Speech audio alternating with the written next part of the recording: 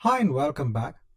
Now in this chapter, I want to go through an aspect that is available when it comes to the container or the blob service that is available for your Azure storage account, and that's known as access tiers.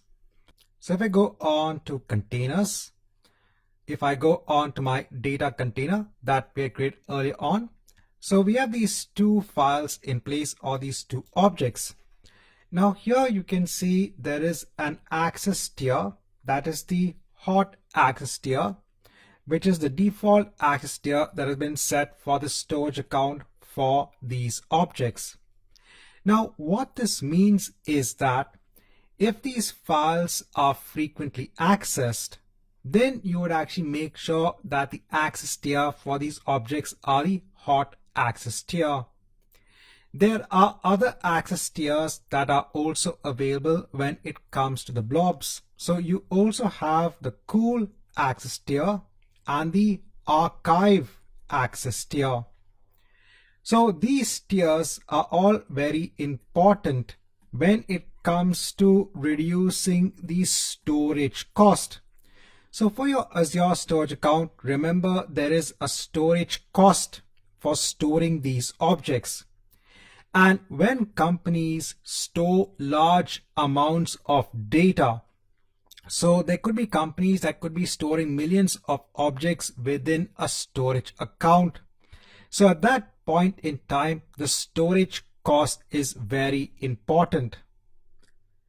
So if I just show you a screenshot from the Microsoft documentation when it comes to the pricing for objects, when it comes to the storage cost for Azure storage accounts. So here you can see the different access tiers, the hot, the cool, and the archive access tier. And here you can see what's the cost per gig when it comes to each access tier. You can see the cost in the cool access tier is less than that of the hot access tier, and the cost of an object in the archive access tier is much less than that of the cool access tier. So there are different storage costs depending upon the access tier for the particular object. Now if I go on to an object, so if I go on to this image file, here I have the option to change the tier. So if I choose this, here I can change the tier of the object onto either the cool or the archive access tier. Now, if your object is not going to be accessed that frequently, then you can actually choose the cool access tier for an object. But you have to ensure that that object is stored in the cool access tier for at least 30 days. If your object is not going to be accessed, then you can actually choose the archive access tier. Sometimes companies do have a requirement to archive data that may be required at a later point in time. So maybe they want to archive data for a period of 5 years, and maybe once in a year they need to access that object. Then they can choose the archive access tier. Here you need to ensure that the object is stored in the archive access tier for at least 180 days.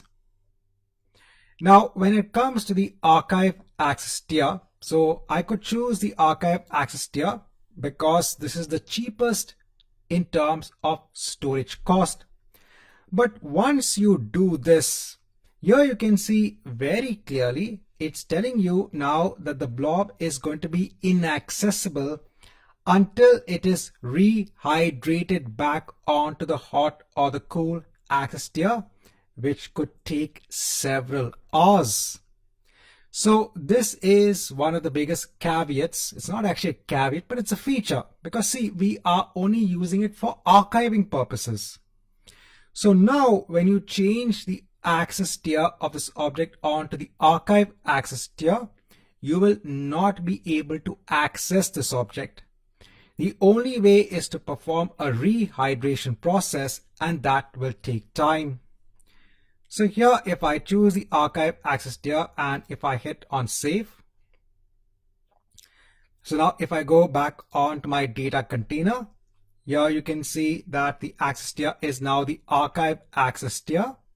And if I go on to the object, so now here you can see you can't download the object. If you go on to edit, you can't even view the object.